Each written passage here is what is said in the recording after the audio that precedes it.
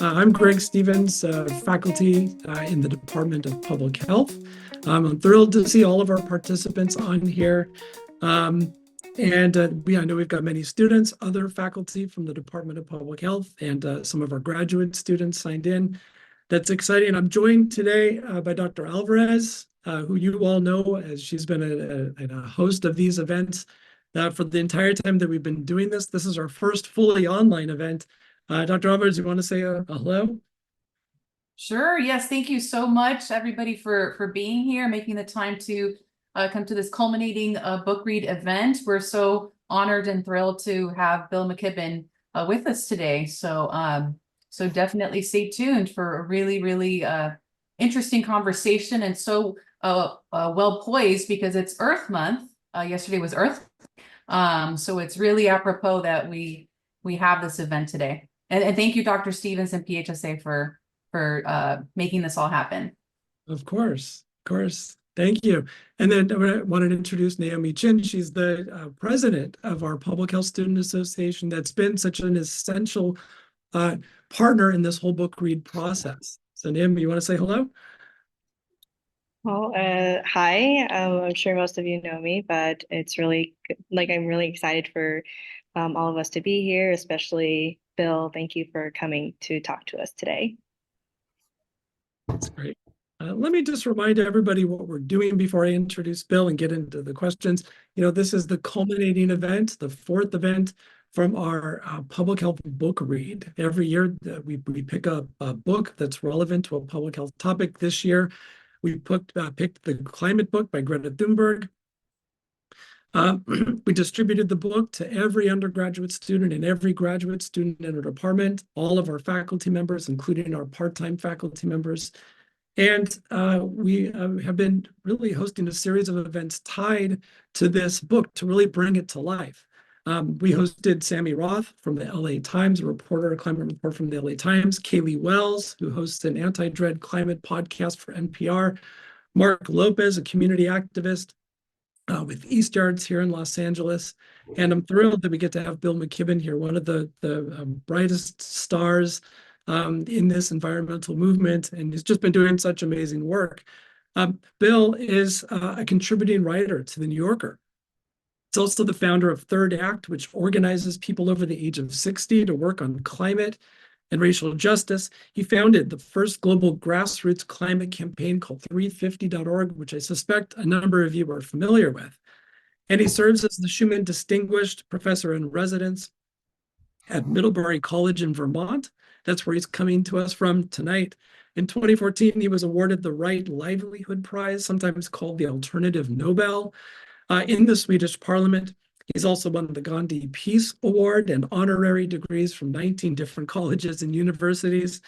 And he's written over a dozen books about the environment, including his first, called The End of Nature, which was published back in 1989, and his latest book, The Flag, the Cross, and the Station Wagon, great name. A graying American looks back at his suburban boyhood and wonders what the hell happened. So Bill, thank you for being here with us today. What a pleasure to get to join you. It really is. And happy Earth Day to everybody.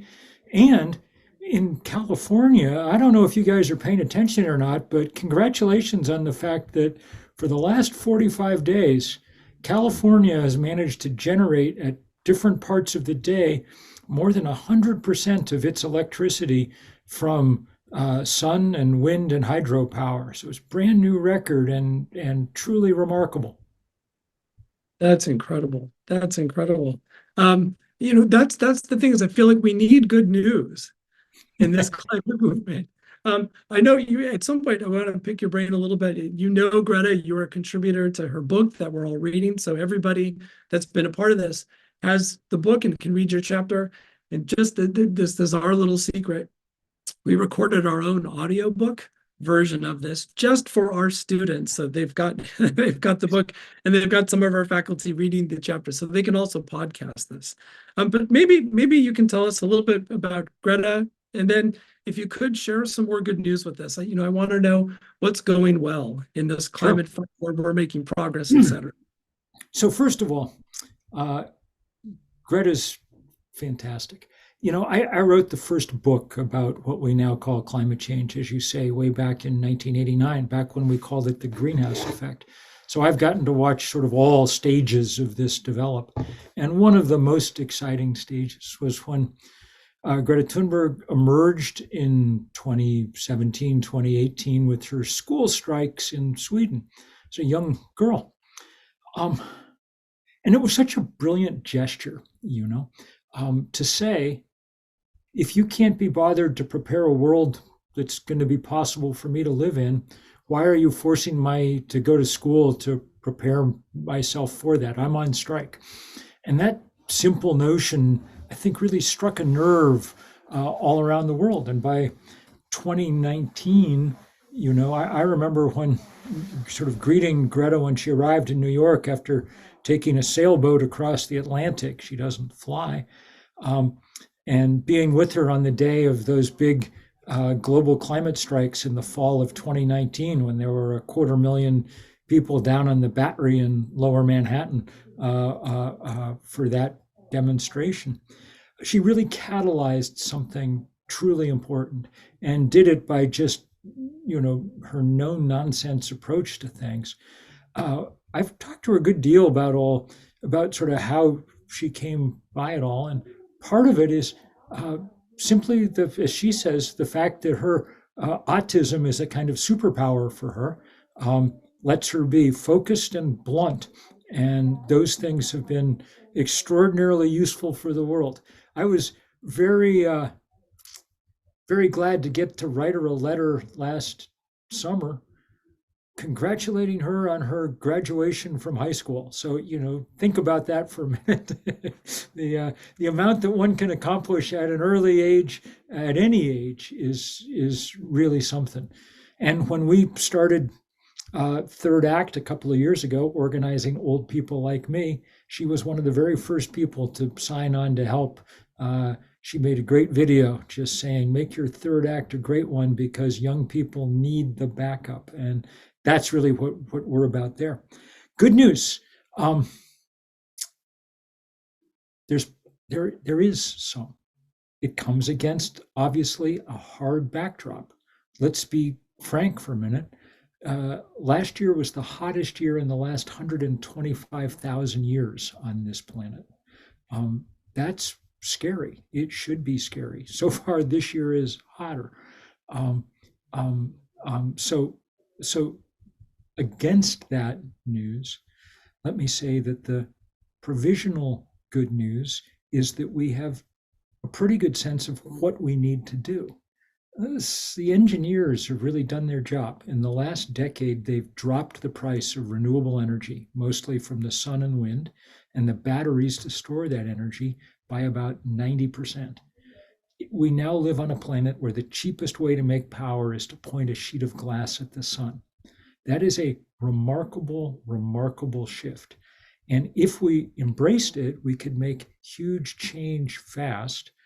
We could basically end combustion here on planet Earth in short order, stop burning coal and gas and oil, and rely on the fact that the good Lord was kind enough to hang a large ball of burning gas 93 million miles up in the sky, and we now know how to make full use of it. And that's why that news from California, which is on the cutting edge of this, was so important. In the places where we've begun to deploy that energy, we're beginning to see it really matter. Here was the other remarkable thing. Last Friday, California produced 148% of its energy from those renewable sources, producing, that is, far more than it was using at the moment. And a lot of it got stored in batteries. When the sun went down in California on Friday night, the single biggest source of energy on the California grid was batteries, bigger than nuclear power plants, bigger than gas-fired power plants. It was those batteries that had spent the afternoon soaking up the sunshine. And it's just an absolute roadmap for where we could be going around the world. California's still got plenty of work to do, don't get me wrong, but it's a real good start. And here's the thing. Not only does it give us a fighting chance against climate, and climate change is the most grave existential risk the planet's ever faced, it also gives us a huge head start on the single biggest public health, easily solvable public health crisis in the world. 9 million human beings a year die from breathing the combustion byproducts of fossil fuel. That's a big new meta study from the last couple of years, sort of giving us those numbers. Let's assume they're roughly right. That's 1 death in 5 on this planet. You know, if you go to Delhi or Shanghai now, you have a sense of how that's possible because the air there is like the air was like in LA when I was growing up. You know, I grew up in Altadena, and it was, you know, the air in those days was, you know, you could chew it, and so those particulates get in people's lungs. We think of it as cleaner now in America, but that's still hundreds of thousands of cases a year of childhood asthma in this country that come from breathing the combustion byproducts of fossil fuel, particulates. And we know who gets to live next to the refinery, who gets to live near the highway. It's no mystery why this is the biggest justice issue that we've ever had, as well as the biggest practical crisis we've ever had. So it's one of those hinge moments, man. If we make fast progress, and it has to be fast because this is a time test, then we're on the cusp of one of the great evolutionary leaps in the history of our species. And if we don't move fast, well, you know, California has gotten a taste of what that future looks like. It looks like wildfires. It looks like rising oceans wiping out beaches. It looks like big droughts and then ridiculous downpours. As the San Francisco Chronicle said a couple of years ago, large parts of our state are beginning to become uninhabitable. That's the choice that we have right now in front of us. And it's the choice that we'll make in the next 4 or 5 years, I think. That's the amount of time that the scientists have told us we have to make truly serious progress, cut emissions in half. You know, I know we're definitely not moving fast enough yet, but, you know, I do like to remind people that we have made like tremendous progress on some of those issues like you just described. You know, I'm a child of Los Angeles as well, and people don't believe me when I tell them that the air pollution here in LA now is nothing compared to what it was when I was growing up. I remember days, you know, going for a swim at the local public pool and coming out and feeling your lungs tight or burning from just, you know, the panting of the smog-filled air.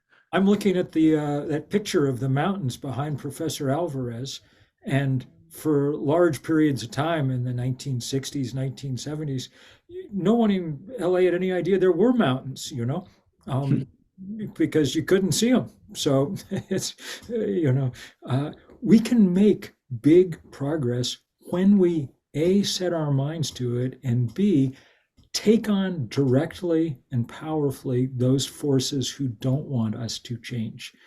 The climate fight, this climate transition I'm describing to renewable energy would be hard work in the best of cases, because it means shifting, you know, the most crucial central part of our economy over to a new set of machines while we're running it. But it's particularly hard in this case because one of the biggest, richest industries on earth, the fossil fuel industry, is working overtime to delay that transition. And you've had a good sense of that in LA. I mean, these guys fought tooth and nail just to keep having drilling rigs next to schools and hospitals and homes in the center of Los Angeles, which is insane. This is one of the biggest urban areas on the planet. Why are we drilling for oil in the middle of all that? But that's the power of that industry. And so overcoming it takes enormous amounts of organizing. I know Dr. Alvarez has got a question for you about that. Let me unmute. Yes, Bill, thank you. I was going to share that I had, and now it's pretty well controlled, but I had childhood asthma, and it was pretty bad by then.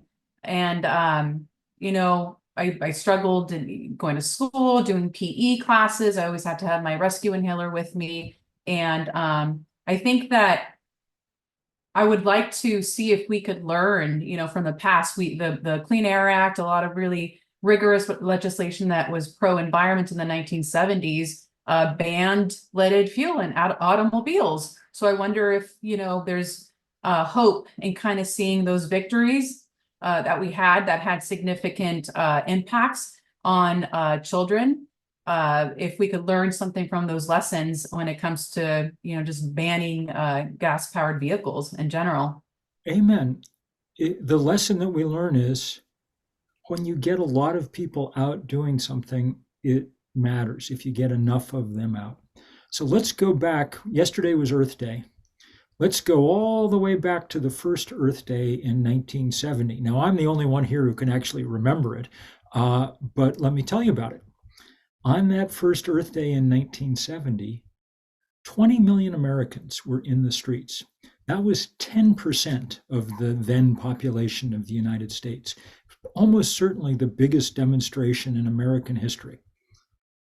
And a lot of it was occasioned by things that happened in California. The smog in LA, but also the massive oil spills off the coast of Santa Barbara. So people turned out all over in such numbers, and some of it was angry. People did these things like they'd take junked cars and bury them in, mock funerals and things like that. And a lot of it was joyful, people building community bike paths and community gardens and so on and so forth. That 20 million people was enough to change the politics of all this. Within 18 months, we'd passed the Clean Air Act and the Clean Water Act. We'd set up the EPA. We'd passed the Endangered Species Act. I mean, granted, this was a period of time when, institutions like Congress still kind of worked, so that made it a little easier. But the guy who signed all this stuff was Richard Nixon, the Republican president of the United States. He didn't care a whit about the environment. We have tapes from the, secret tapes from the Nixon years, and he's going on and on about how environmentalists are dirty hippies and on and on. But he knew that if 10% of the population was out there in the streets demanding something, that meant that there was a huge groundswell for it. And so that's what we've seen again and again. I helped organize these massive protests in the middle of the last decade before the Paris climate talks, and they culminated with 400,000 people in the streets of New York outside the UN. Barack Obama, at his speech at the UN, said, when people march, we have to listen. And within a year, they'd signed those landmark Paris climate accords. We need to do that again. And truthfully, we're starting to plan something for next year. So make sure that you keep the summer solstice next year free, because we're going to need you out in the streets again. And we're going to be celebrating the sun and saying, this is our chance. We have the awesome chance to do something. And some of it's negative. We have to avoid the fate of, the worst fates of climate change. And some of it's positive. This is as exciting as the moonshot in the 1960s. We can, but instead of landing two people on a different planet, we can take all of us to a different planet, a planet that runs on the sun, a planet that runs on energy from heaven, not energy from hell. We can make remarkable progress fast, but only if we push hard, and only if we, look, the idea that this was all just going to happen because it's the right thing to do is simply wrong. We have to win these battles. Donald Trump last week at Mar-a-Lago gave a talk to a bunch of oil and gas executives that he wanted to donate to his campaign. And the first words out of his mouth were, I hate wind. So, if he wins in November, forget it. All bets are off. We're all momentum grinds to a halt. We have to. So We got a lot of work to do, but it's work that we can do if we do it together. And that's the key answer to your question. Americans are highly individual. When we when we think about something like climate change, the first questions we ask are like, what's on my roof and what's in my garage? I'm proud that there's solar panels all over my roof, and I'm proud they lead to an EV and an e-bike in the garage. But we're not going to solve this thing one Tesla at a time. The most important thing an individual can do is be a little less of an individual and join together with others in movements large enough to really make change happen. On that note, Bill, looking at the sun as a promise for the future, your chapter in Greta's climate book, which is a book that this event is centered around, suggests that we have reached a unique moment in time where it is absolutely clear that we must stop burning things we dig up from underground and instead look to the sky for energy from heaven, not from hell. You say this really poignantly in your chapter. How do we make the most of this moment in time? Well, the key thing is, we have to do it fast. Look, solar power and wind power are cheap now. They're the cheapest forms of power on the planet, which means that eventually that's where we'll go. Economics eventually will lead us in the right direction. But eventually doesn't do us any good because climate change is a timed test. It's not like other political problems we face.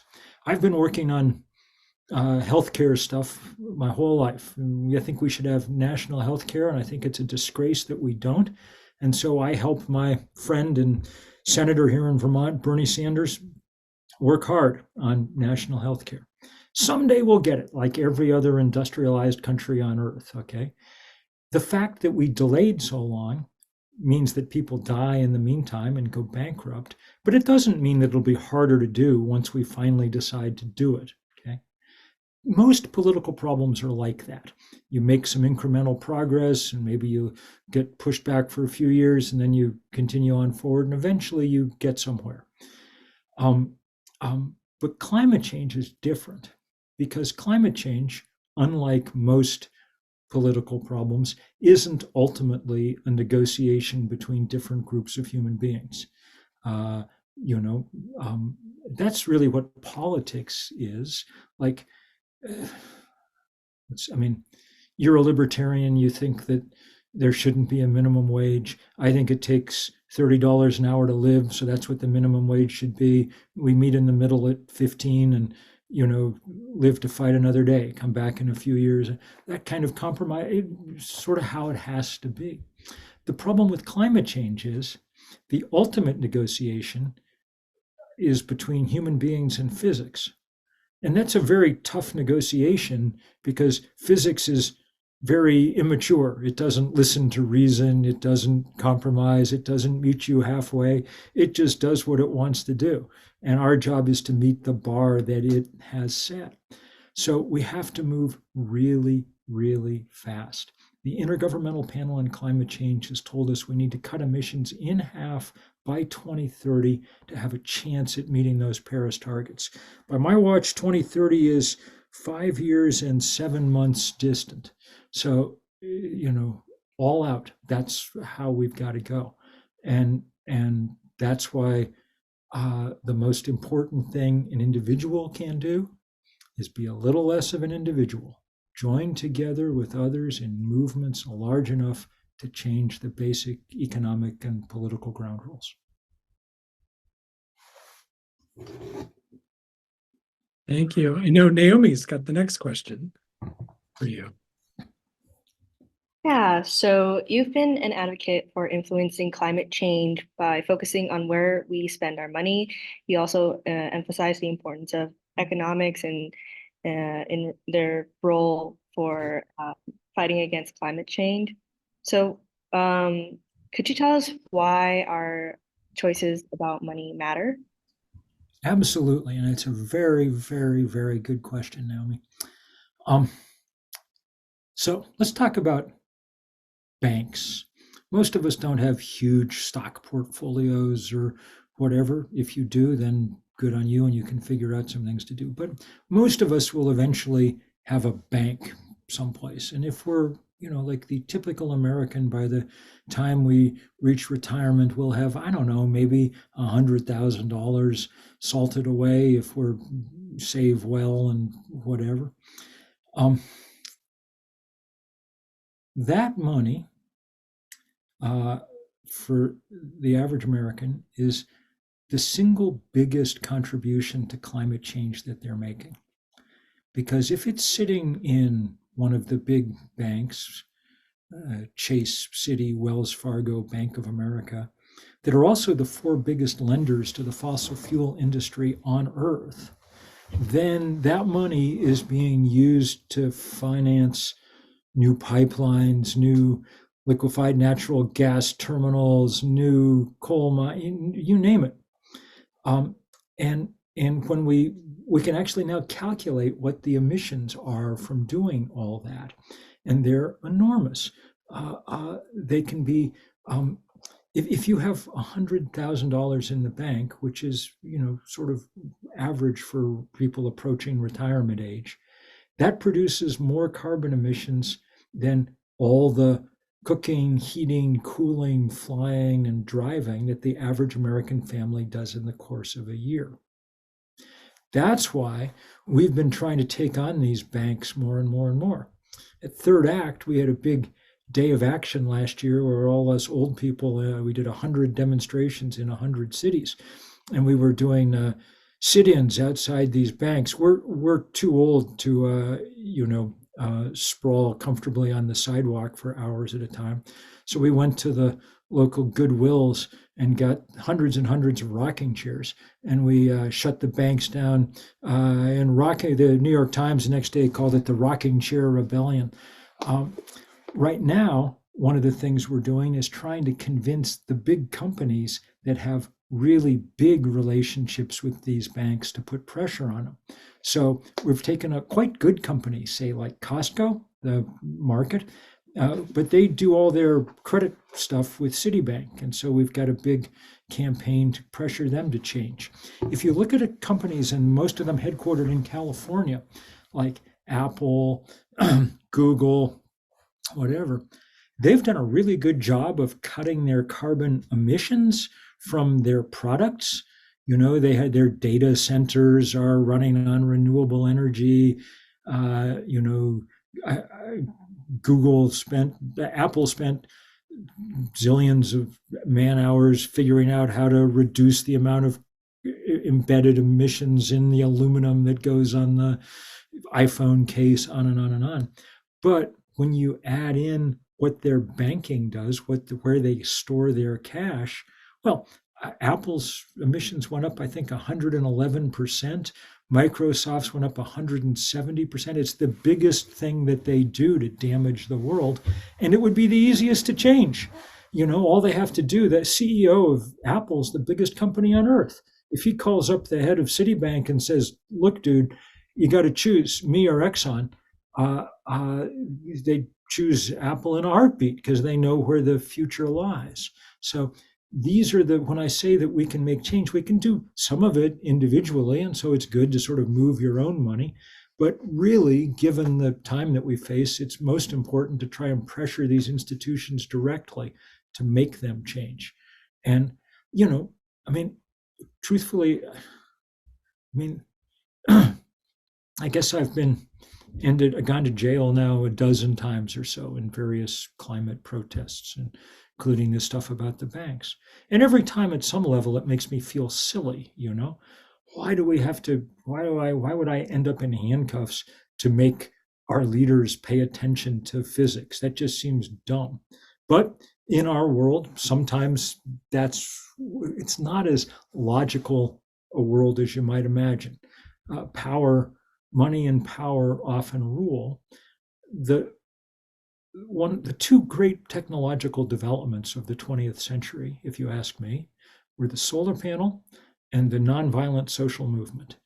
It came from the margins. It came from people like Gandhi and Dr. King and a million other people whose names we don't know as well, Cesar Chavez, on and on.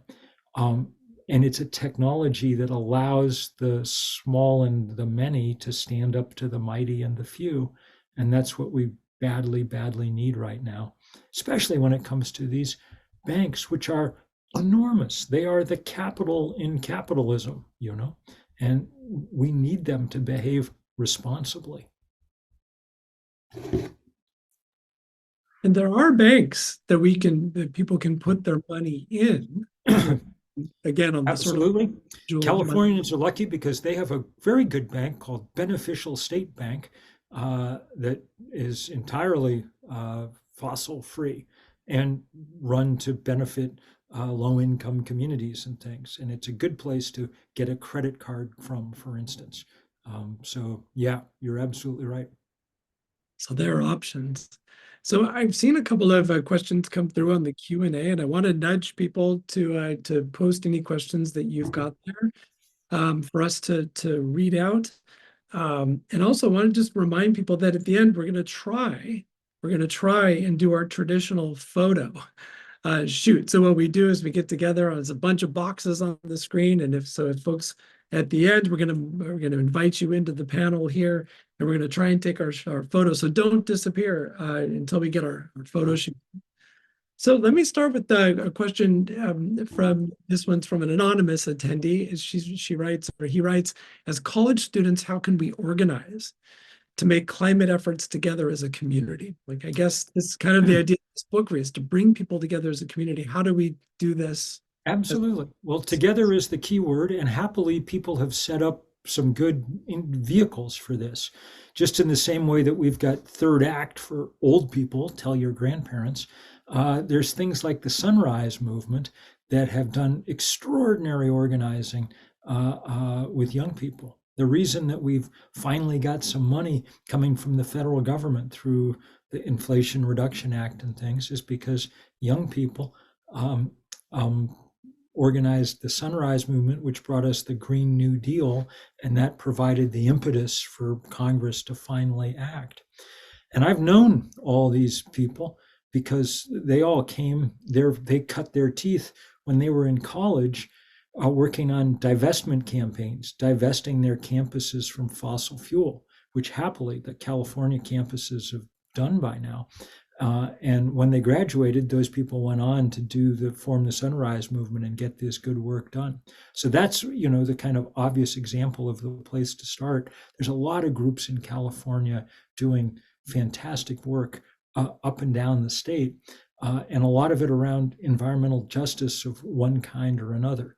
One of my favorite groups in the whole country is a group called the Committee on Race, Poverty, and the Environment that comes out of Bakersfield, Fresno part of the world, but we've collaborated a lot on these campaigns to stop that oil drilling near schools and hospitals and homes that I was talking about before. So there's lots and lots of ways to organize. Don't try to do any of this by yourself.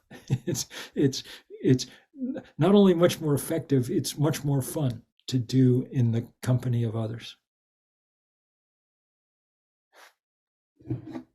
I appreciate that. There's a question specifically for something that you mentioned when we were chatting before this event started. This is from Evelyn, one of my students. He says that what are our thoughts on the Biden administration's investments in solar energy grants? He lists $7 billion. I don't know the numbers attached to that. No, he's just right. This was yesterday, the announcement of Solar for All. $7 billion as part of the Inflation Reduction Act. And it's a fantastic story. I told a little bit of it a minute ago, but let me tell it in a little more detail. Some of you might have worked or supported the Bernie Sanders for President campaign in 2020. Bernie lost, but he came close. And in order to consolidate support behind him, Biden made a series of really good deals with Bernie. And one of the most important was to go to work on climate action to try and support something like the Green New Deal. He worked with a young woman named Varshini Prakash, who had run the Sunrise Movement, and with AOC. And so Joe Biden did what he could. It was not easy because he had just 50 votes in the Senate, and one of them was this guy, Joe Manchin from West Virginia, who'd taken more money from the fossil fuel industry than anyone else in Washington. So, but Biden persevered and with a kind of miracle got a bill. It's not a perfect bill because Manchin stuck a lot of junk in it, but it's serious money to help fund this transition. And two of the most beautiful parts of it were announced formally yesterday. One was this Solar for All campaign, and there was AOC standing next to Biden in the White House announcing it. And that was really, really powerful to see. She's a real hero in my book. And in his kind of understated way, there's a sense in which, at least on this issue, Biden's been kind of heroic too. That money will go to affordable housing, low-income housing, and to make sure that it's not just suburbanites who have solar panels on the roof, that in fact it's the people who need them most because they'll cut their energy bills, and energy bills are such a large part of the, take so much of the income of low-income Americans. The other thing that was announced yesterday, and this time it was Bernie who was there for the announcement, they opened applications, and this is something that everybody in this audience might want to think about. They opened applications for the Climate Corps, which is a beautiful thing. It's kind of modeled on the Peace Corps in the 1960s when people went abroad to help in the developing world. But now they're fanning out across America to do the work on climate that desperately needs doing. They'll get paid a decent wage, and they'll end up with the experience to help drive this revolution forward. So both of these announcements yesterday really made me awfully happy. They're things that people worked super hard for a long time. That Climate Corps was a key part of the Green New Deal. So everybody who helped, people were really disappointed when Bernie lost. So I was, but the effort was in no way wasted. It ended up, sort of transforming what the Biden presidency was like.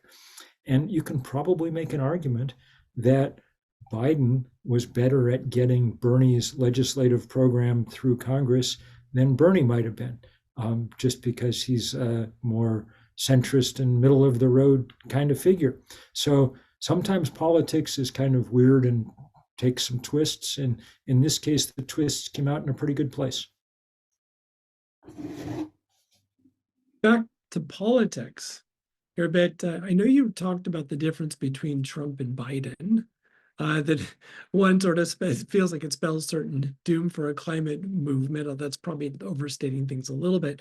But do you want, or maybe it's not. Do you want to explain a little bit more about how things would be different? Because I know there are a lot of students that sort of feel like between these two candidates, there's no big winner. Is that right, in your opinion? On the issue of climate, the difference literally could not be clearer. Biden's not perfect. He's done some things I disagreed with. He approved this Willow oil complex up in Alaska, which was a stupid mistake. But in general, he's done more to promote clean energy than any president before him. And in the last 6 or 8 months, he's done more to stand up to fossil fuel industry than any president before him. After a long campaign that we helped coordinate at Third Act, in January, Biden paused the permitting of liquefied natural gas terminals, which sounds like something minor. It's the biggest single greenhouse gas bomb on planet Earth. Already, the US is the biggest exporter of LNG around the planet. But if the industry keeps going at the pace they're going now, if they get approved all the projects that they've proposed, then by 2030, exported American liquefied natural gas will produce more greenhouse gas emissions, do more climate damage than everything that happens on the continent of Europe. Every car, home, factory from Athens to Helsinki will do less climate damage than exported natural gas from America. So Biden took a big step and has been truly crucified by big oil for taking that step. Trump, on the other hand, has made it very clear I mean, as he said, he wants to become a dictator on day one in order to drill, drill, drill. He hates wind. Look, at some level, it's hard to even have a serious conversation because he's a moron. He's gone on and on about how wind turbines cause cancer. He thinks that electric vehicles only go 15 miles and then they stop. You know, on and on and on. I mean, what can I tell you? I wish I could be even-handed and nonpartisan and unbiased and all of that. But in this case, we have a good study out a couple of weeks ago that shows that a Trump presidency would add an extra 4 billion tons of carbon to the atmosphere. That's equivalent to the annual emissions of Europe and Japan combined. So don't sit this one out. I mean, I can't translate to you directly in terms of deaths without doing a little math, but it's hundreds of thousands of people. It's, inches of sea level rise. It's huge swaths of the planet that would be uninhabitable as a result. It's not that Biden's perfect, but this choice is as easy as there's ever been in my many, many years on this planet. I think that's reassuring to hear. It's a good reminder that we all need to get out and vote, and not only just vote, but encourage people around us to vote. We probably don't have time for another sort of big question here, but maybe just a small, I don't know if this can be a small question. I'm going to try and make it a small question. We have the opportunity to meet with the head of the CSU's sustainability office in the next few weeks, the Cal State University system. So this is 500,000 students, 30,000 faculty. What if there was one message we could, pass on to them? And we can do this as a large group or maybe just a small, we're gonna have to see how we put this together, but what's one message we could pass on? Well, I don't know the particular situations on all these campuses and exactly what the issues are in terms of energy transition that the director of sustainability is dealing with. But I think that the message to get across is speed, speed, speed. How fast can we push down all the emissions, make the transition to clean energy? And I say that because it's really important to do it. We have to move fast. And B, because it's really important for us to do it above all on college campuses. Because if you think about it, a college campus is itself a kind of textbook, You're there for a few years. If you're resident, you're there every day and night. If you're commuting, you're there part of the day. And so the physical place that you're in, if it's doing things right, is serving as a constant reminder of how to do things right, how to move. So colleges owe it to their students and to the world to be setting the pace here, to be ahead of everybody else. It's in American colleges and universities, many of them in California, where we found out about climate change. That's where the original science was done. And in too many colleges and universities still take research money from the fossil fuel industry, and students are standing up to that more and more and saying, we do not want that on our campus because these guys are using that to greenwash their political lobbying and so on and so forth.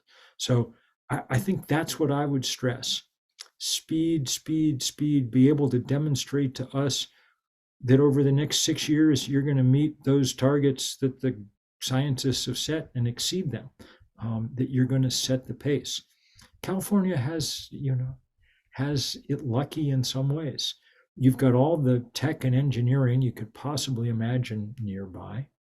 You've got all the sun you could ever want. I've got solar panels on my roof here in Vermont, but that's that's a little harder work than it is in in Orange County or the San Bernardino Valley or wherever. So we need you guys pushing the envelope all the time. And in return, what do you get? You get clean air, and you get a leg up in the most important economic development of our time. You get to try and keep pace with the Chinese, who have decided that this is going to be the center of their economy and are pouring money into a green energy transition.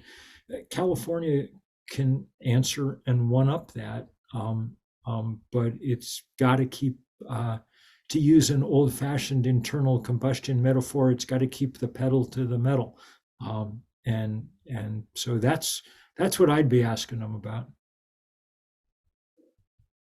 That's great. It's easy to forget sometimes that we're in a very lucky place that can be really progressive and agenda setting and set the example for the rest of the country. We think about that in healthcare many times, but in environment, absolutely. Bill, I just want to express my sincere thanks to you for joining us tonight on behalf of Dr. Alvarez and Naeomi. We just this was the perfect event to wrap up this whole semester-long book read together. Well, for me, it was a great privilege and the perfect way to kind of end a few days around Earth Day. It's, getting on toward nighttime here in Vermont now, so I'm going to go have a good local beer and enjoy myself and just think about all the good stuff that you guys are getting done. Naeomi, thank you very much. Dr. Alvarez, thank you for all your good work and especially for your work around aging.